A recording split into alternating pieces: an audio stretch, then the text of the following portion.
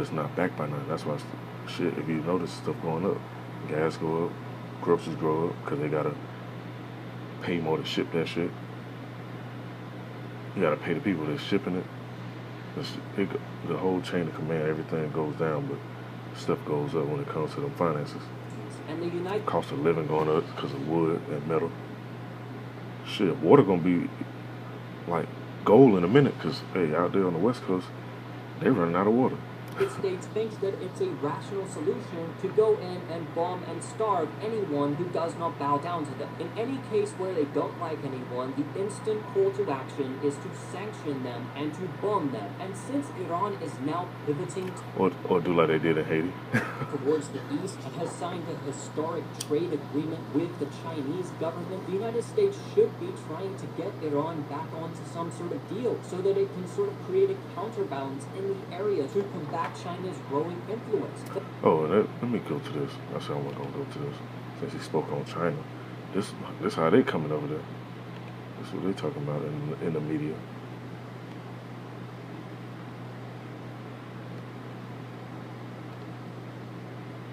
Ain't no coincidence why they even talking about this stuff in these times right now. Find out how close you are to a bachelor's degree. Franklin University is my transfer. I'm gonna just let these last videos play now in the sun. You know, people's attention span be a little short, so get to the main points. Let me see what it says.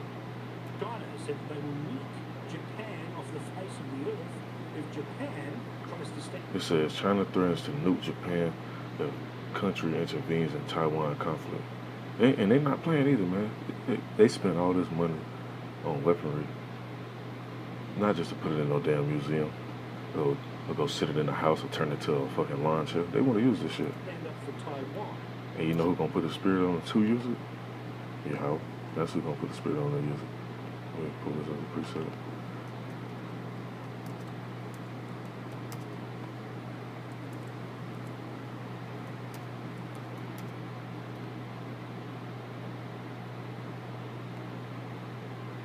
He created them just for this. It says in the book of Isaiah chapter 54 verse 16, behold, I have created the smith that blow up the coals in the fire. He created them to do this. They went super smart to go say, you know what? I'm going to go split these atoms. He put the spirit on them to go do that. It says, and that bringeth forth an instrument for his work, and I created the waster to destroy. And see, he created these wasters to do what? Even though they're going against each other over there right now. This is what's going to happen. Let's go to this. The book of Revelation.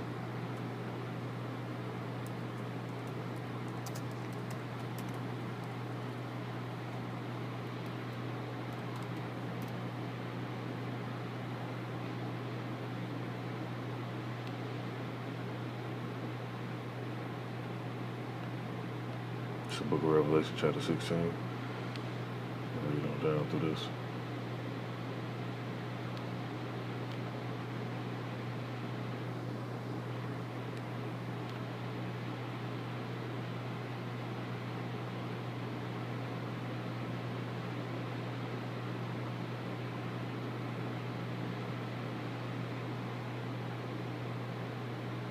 Let's see what verse I want to start at exactly.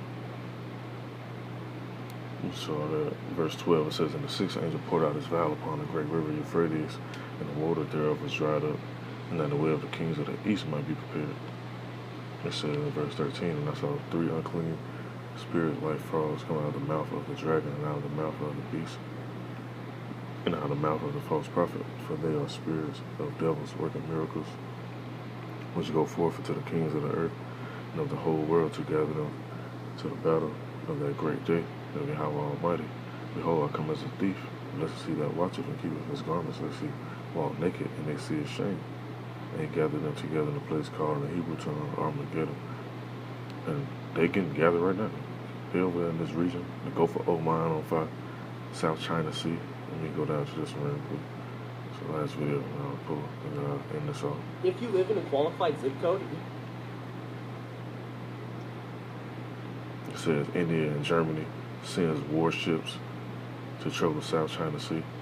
Not reconnaissance ships, not fish ships, not oil tankers. They send warships over there. Look at this one. Today with one only one aim: stopping China. Clearly, in the eyes of the men and women of the U.S. Senate, most of whom are older than dirt and see the world through the prism of the Cold War, China needs to be defeated because it's a threat. In fact, many of them still refer to it as Red China. So what exactly was this hearing about, we asked? NRS correspondent Farron Franzak has been combing through the details, and she joins us now live to report. What do you got? So I want you to remember three big things: intellectual property, the military, and something that we've never heard before, DNA. Now, you have Democrats and Republicans. They all seem to agree on this, even though they don't on a lot of other things. It was Vice Chair Senator Marco Rubio who kind of summed up all of what the threat is about China. Take a listen. The title of this hearing is The Long Arm of China. The Long Arm of China is not some futuristic threat. It's already here. China is stealing between $300 to $600 billion a year. $300 to $600 billion a year of American technology and intellectual property. They hack into networks and they take it. They use venture capital funds to buy promising technology startups. They hide their ownership, by the way. They partner with universities on research, and then they steal that research, often research whose seed funding came from the Who that sound like? They ain't doing what Esau do. U.S. taxpayer. They force American companies doing business in China to give the technology over to them. And I think the other thing most people don't realize is China already has tremendous influence and control over what Americans are allowed to say or hear about them or many of the other issues in the world. Gosh, that sounds like we're in the 1950s. That speech is exactly, if you're not as old as I am, but I felt like I was listening to Joe McCarthy. I mean, that speech is a speech about Russia, about Vietnam, about Korea. Fill in Cuba, whatever. I mean, wow, sorry, I did not mean to interrupt. Oh, no. Yeah, and it's one of those things where, you're absolutely right. And you also had some other statistics that were thrown out there from the chair senator, Mark Warner, who says, 60% of trade theft is from Chinese entities. There's 2,000 current investigations of Chinese espionage, and then there's a new case opened every 10 hours. So whether those facts and details are true or not, we're yet to be seen. But what... Hey, and they only doing what Esau doing. I mean, I ain't even gonna play the rest of that video. You can skim through it, go through it. It's a short one anyway. These are the last two precepts I'm ending off with. So look at Matthew chapter 24, verse 6. It says, you should hear wars and rumors of wars, see that you be not troubled.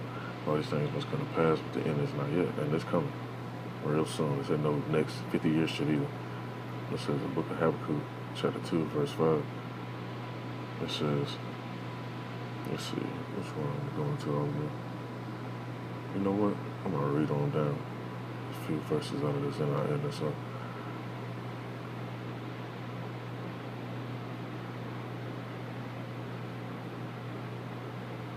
It's the book of Habakkuk, chapter 2. Verse 3, it says, for the vision is yet for a appointed time, but at the end it shall speak, which is speaking right now, and not lie. And it's not lying, you can see it. You go in these scriptures and they talk about the least of the flock drawing them out, wars and rumors of wars, signs in the sun, the moon, and stars, earthquakes in diverse places, division among households, all this stuff is in there. It ain't lying. No white man write this book. It said, though it tarry, wait for it, because it will surely come. It will not tarry. It says, behold, his soul which is lifted up is not right in him, but the just shall live by his faith. Yeah, also because he transgressed by wine, he's a proud man. Either keep him at home, which he's doing right now. You hear what Rubio saying? Talking about they over there doing this and doing that. What the hell they doing? They do the same shit, but worse. It says, neither keep him at home, who enlarge of his desire, SL, and is as death. It cannot be satisfied, but gather unto him all nations, and heap unto him all people. And that's why you got such a diversity of people over here as well. Military bases, also known as garrisons, in different lands as well, throughout the whole earth. That's Esau, man. That's what he's talking about in the book of Habakkuk. Ain't nobody else doing this. I'm gonna read on down, matter of fact, let me see.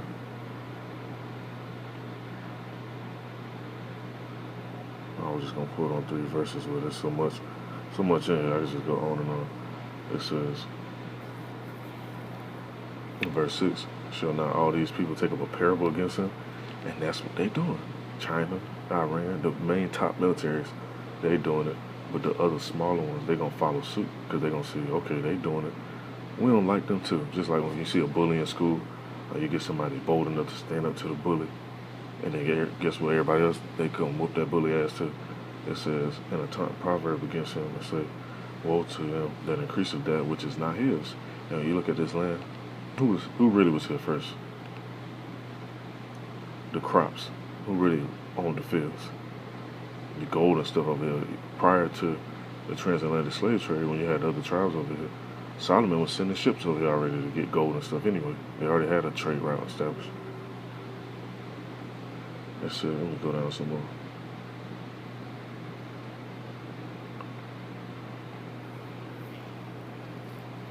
It says, "Woe to him that increaseth that which is not his, how long?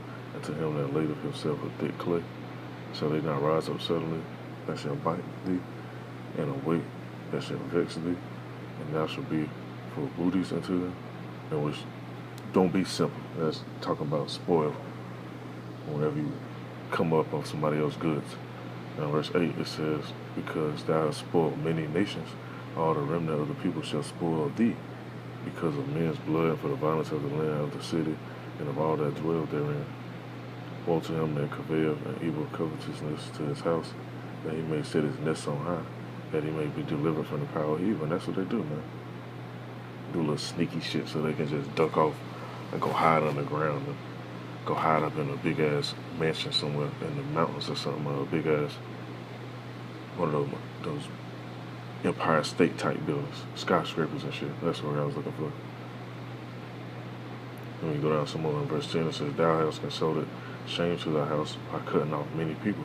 Because still to this day, a lot of people, they don't know where they come from, what's their real nationality, don't know the names of these different lands. Like so-called America, South America, they don't know who those names come from. Africa, they don't know where that name actually come from.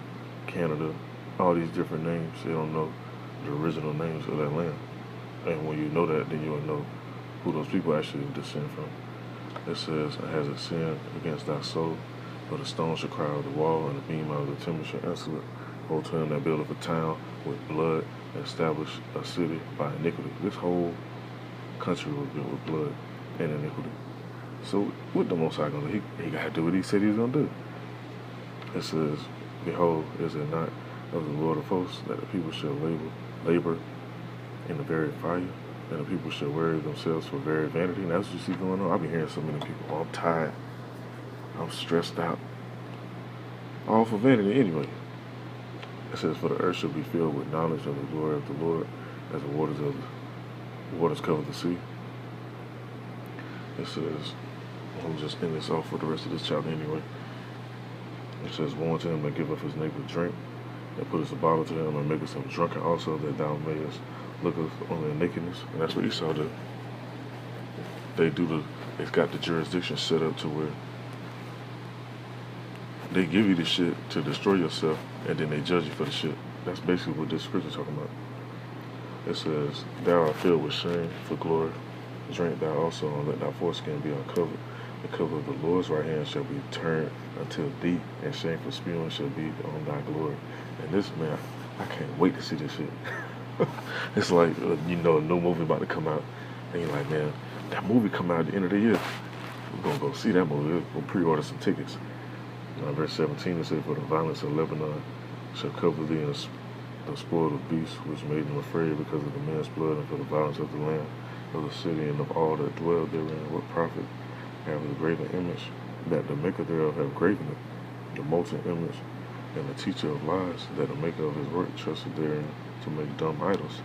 Woe to him that said to the wood, Awake, to the dumb stone, Arise, it shall teach.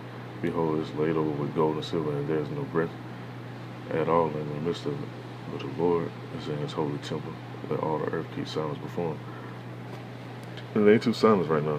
But when stuff really get to where it's gonna get, it's gonna be silent, man.